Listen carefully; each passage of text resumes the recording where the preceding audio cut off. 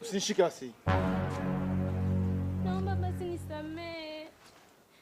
Mimi siwezi kurudia tena. Nakupenda.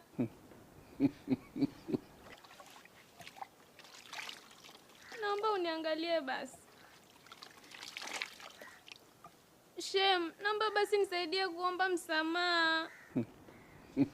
Kwani wewe ulikosea nini? Yaani mimi hapa nilikuwa na 190.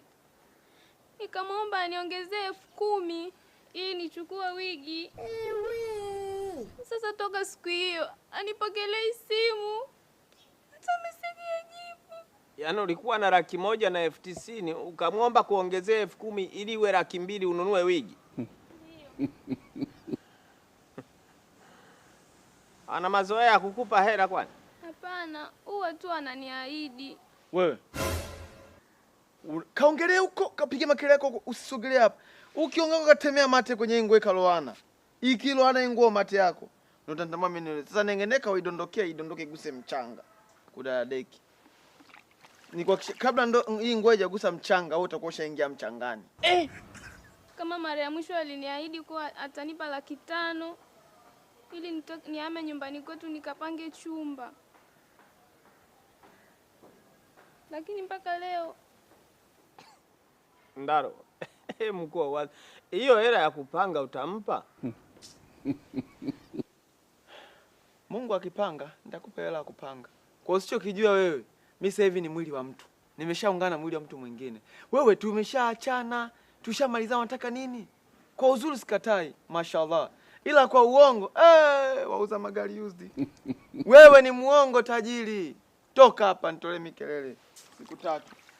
Shinde kutafuta wanawake wengine. Kwanza sasa hivi mimi nataka zangu wanawake wenye vitambi. Tole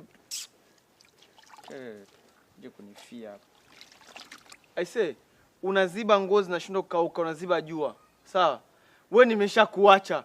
Tafuta naye kufaa hapo, naye muona mbele yetu, pita naye huyo. Kama ukilizika na ule manywele nenda wewe yuko single. Nenda kadeti na wewe sio mimi. Ndaro. Mtu akikuheshimu jaribu na wewe basi jishikilie muheshimu. Hakutaki naye, toka tu. Toka utakiki, hakuna naye